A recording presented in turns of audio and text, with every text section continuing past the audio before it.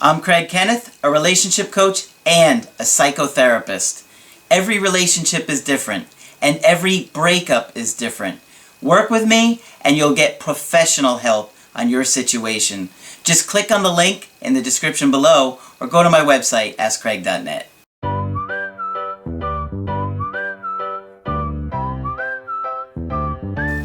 Hi there, I'm Coach Craig Kenneth, and in this video, I'm going to be talking to you about it is what it is. Well, sometimes when you're going through a breakup, things are completely out of your control, and there's just simply nothing more you can do with the situation.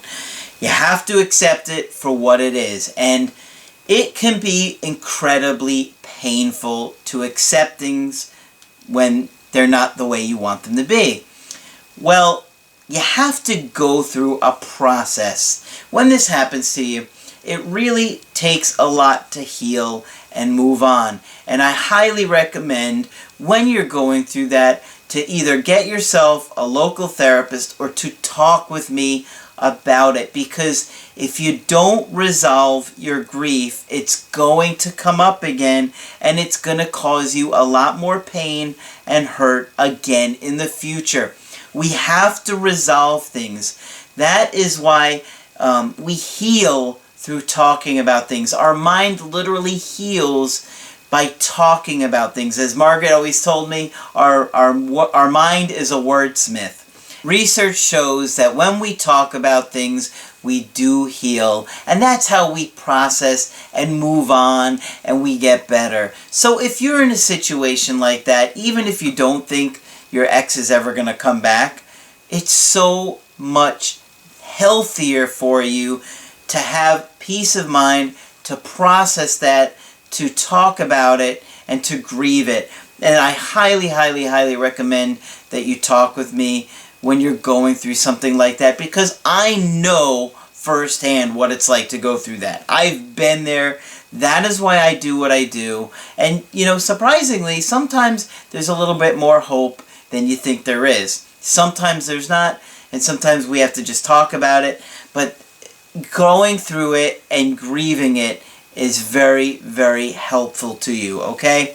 So today's video, I have two emails. One is a fairly recent success story with somebody that I did a Skype with last week. And the second one is somebody that I did an email coaching with, and things are looking really, really rough for them. So let's start with the positive one and start off with a good story to share with you guys, an encouraging one, because I know how hard it is to go through a breakup, and when you hear other people's victories, it makes you feel a little bit better about your situation. So they said, "Hi Craig, I just wanted to give you a brief update. Last week we did a Skype to prepare me for a date with my ex. It was the first time we had seen each other in 4 months. I was absolutely shocked when she reached out. Seriously, I thought I would never hear from her again." And I get that a lot. Believe me, I know it feels so hopeless for you guys. And believe me, you feel like it's never going to end. But trust me, more often than not, your ex is thinking about you and missing you. Not like the extent that you are, but they're also thinking about you too. It depends upon the circumstances, right? Fortunately, I listened to you and your words and hadn't give up on and continued to work on myself. Just as you predicted, she did an direct approach. She asked me if I still had my pet turtle, that she had a nightmare that it died. LOL. Well, I can often see a lot of really funny direct approaches. That's a good one. When people want to find an excuse to talk to you, they're going to come up with one. And there we have somebody she just couldn't think of anything. So she said, "Do you still have your pet turtle? I had a nightmare that he died." Oh my gosh. All right, well, you knew how to handle that. He says, "We went out this weekend. It was a little rocky at first. I was literally so anxious that I was shaking when I first saw her.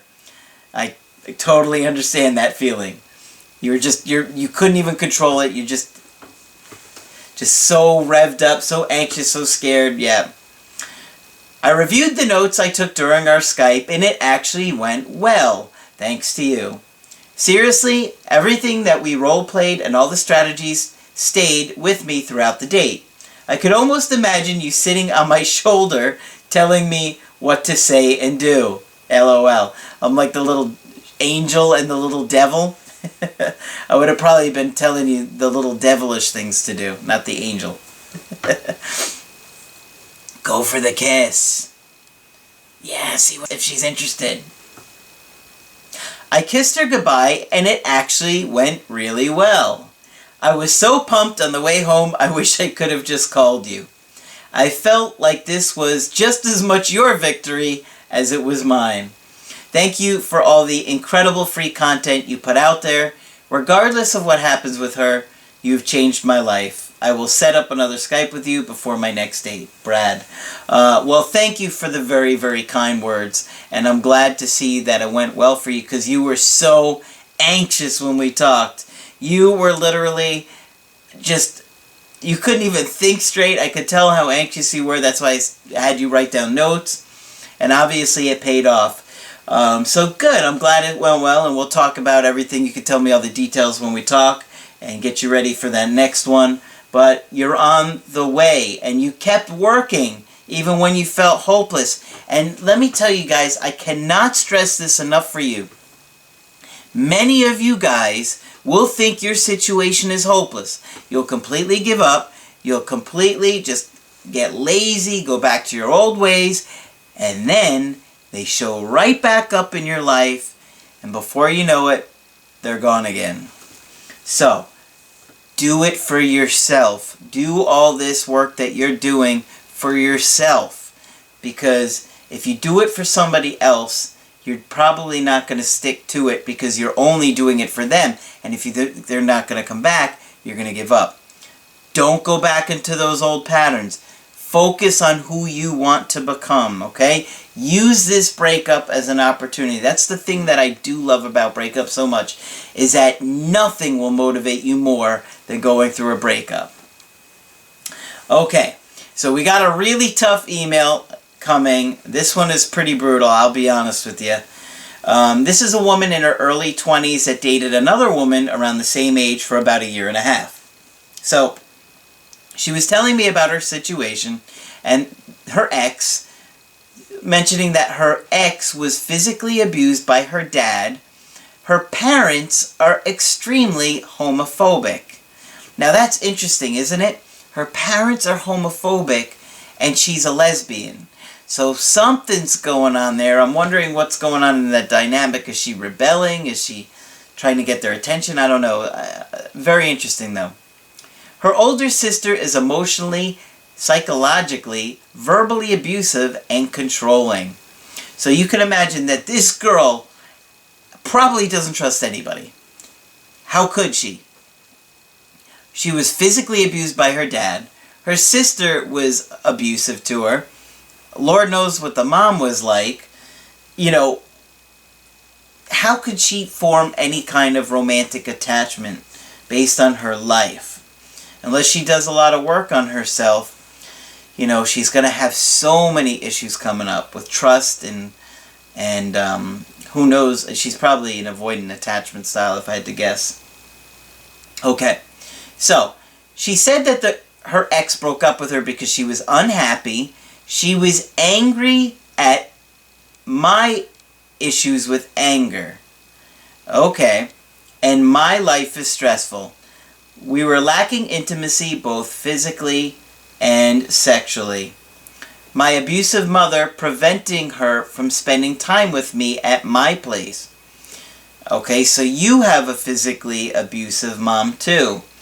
So, you know what I say, when there's drama, look for trauma. And we can already see that both of you have a lot of trauma. So I can imagine the amount of drama that we're going to see come along with this, right? It's not going to be good. Okay, so when the ex broke up with her, she said, I understood and agreed at first because I want her to be happy. I found out there was someone else vying for her attention shortly after. I became very angry and toxic, and my behavior abusive verbally. Alright, so you lost complete emotional self-control, and let's see how this plays out. She said that the two biggest problems with the relationship was her anger and that her ex felt like she was walking on eggshells, which we talked about with Margaret recently, that Margaret does not like the whole walking on eggshells. They were lacking intimacy because my controlling mother preventing my ex from coming over and spending time with me alone. Well, you're an adult. Get your own place. I know it's not easy, but don't sit there and blame your mother. When you're in your 20s, you can get your own place or get a roommate or do something. You know, if you want to have a romantic relationship and your mother's abusive, do something about it. You got to fix it. All right. So she says, am I delusional? Will she come back? And that's her question, and this is what she says. Hi, Craig. My ex-girlfriend left me 5 months ago after a year and a half of dating. I am doing my thesis, which is incredibly stressful, and has contributed to a lot of anxiety and toxic behavior, such as me lashing out to her over little things. She eventually left me and blamed my stress, anger, lack of intimacy. She said we're more like friends than lovers, and because of my abusive household. I understood and agreed to the breakup because I wanted her to be happy. Well, did you really want her to be happy, or only at the time when you were able to hold yourself together? A few days later, I found out that there was someone lurking in the background that my ex was attracted to and bringing them closer as a friend. After finding out, I sent 52 angry messages from 11:30 p.m. to 1:40 a.m. after seeing Lori post on my ex's photo in a flirtatious way.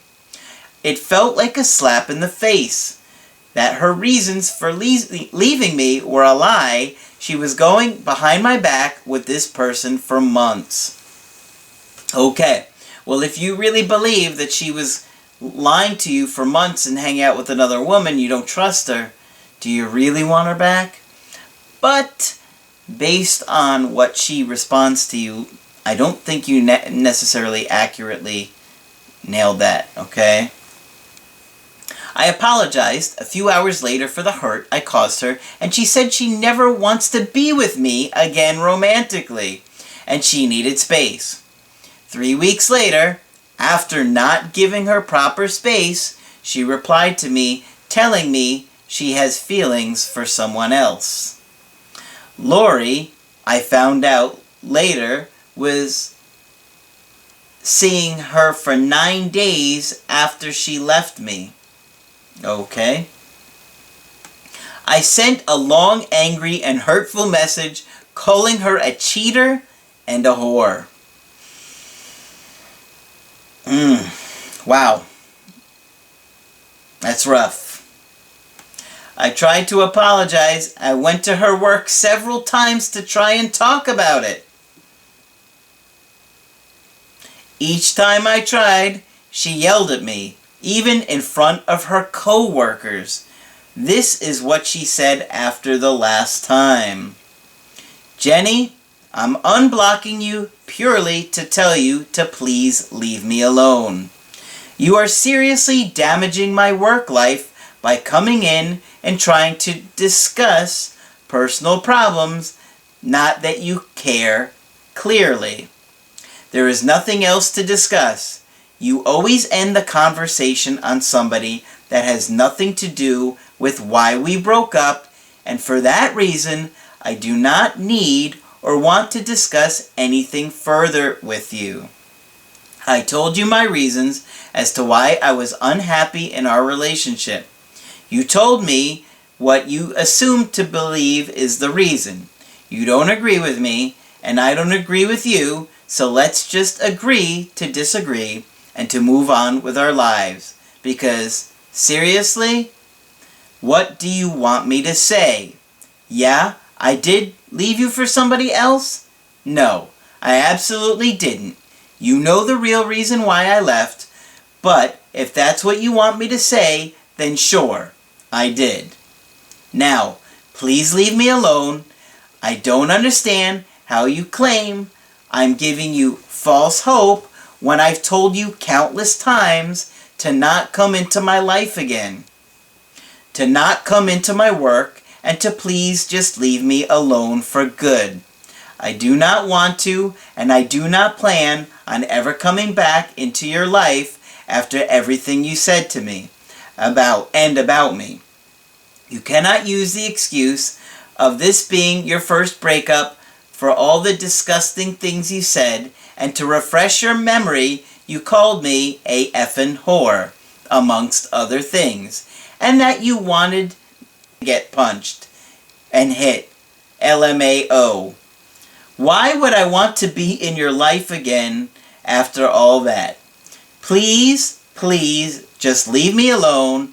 Stop coming into my work for the millionth time. There is nothing else for us to discuss. Well, quite honestly, I don't think I have heard anyone ever be so clear and harsh in their words about telling someone else to leave them alone. I can't even imagine how incredibly painful this would be to hear, but this woman has made it abundantly clear she does not want you in her life. And I would assume that everything she said is going to be true. And it hurts. I know it does. But you have to accept it. You cannot continue to do anything but leave this woman alone and move on with your life. I know nobody ever wants to hear that, but you really need to read those words again and again until it really sinks in. It is what it is. It hurts. It's a breakup. And she has made it about as clear as you could possibly make it that she doesn't want you a part of her life. There's, of course, a tiny possibility that it could change, but I don't think it's going to.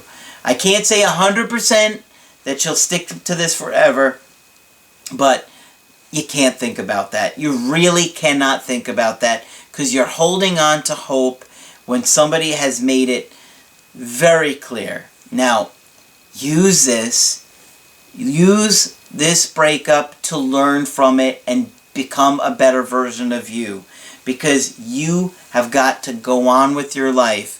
And I know nobody ever wants to hear that. I truly do. And it's hard for me to say it to you because I know how bad it hurts.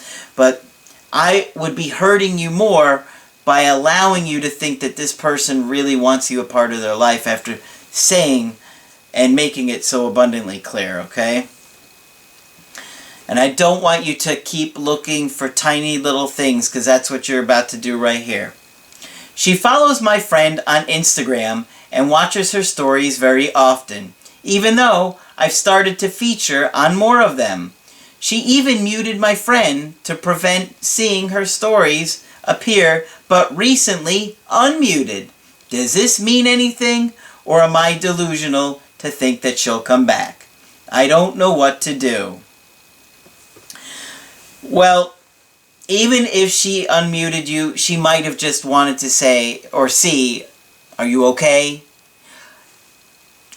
You know, she was very clear to you, and while it may have hurt to hear it, at least she had the decency to try and close this door for you, because you're sitting there telling her, you're giving me false hope. And she's saying to you, I don't know how you're seeing any false hope. There is no hope. This is not a situation that I'm coming back to or thinking about or anything else. So, in a sense, it was thoughtful of her to at least come clean with you, be direct with you, be honest with you. And, you know, if I counted, she probably said please to you, you know, 10 times here. I mean, she was, I know it's hard to hear, but she's saying, please leave me alone. You know, please do this. Please understand. You know what I mean? She keeps saying please to you to try and get it clear to you. I'm not giving you any false hope. I don't agree with you. You're saying it's that. That's not the reason. We're going to have to agree to disagree. Please leave me alone. You know, she's being thoughtful in the way she approaches. I mean, she could have been a lot meaner. At what point, what does she have to say or do to get you to leave her alone? You're going to her job. You're affecting her work. She's made it very clear that, you know, she doesn't want you to do that. I mean, you told her you wanted her to get punched in the face, or that you wanted to punch her in the face. You called her an effing whore, among other things. I mean, it is what it is. Don't look for, you know, any kind of crumbs here that she unmuted you or is, you know, thinking maybe she's going to come around again. I would say the chances are very, very slim for this situation. And you've got to go and move on, heal yourself, work through this, get through this. I know it feels like the end of the world. I know it feels like you're dying, but you're in your early 20s. You've got your whole life ahead of you, and you've got plenty of other options out there. And you need to keep becoming the best version of yourself so you know, can treat your partners with more respect and understanding and kindness than you were, because you were minimizing your behaviors and you were kind of making excuses for them as well, and you're kind of ignoring reality, and you don't want to do it again. You don't want to keep doing it, and you don't want to do it with anybody else, because it's only going to hurt you and your future relationships. I know this is a really tough one to hear, and I am very sorry that you're going through it, but you have to accept what she said and leave her alone. Don't make any kind of contact any further. You're going to wind up with the police at your house if you do.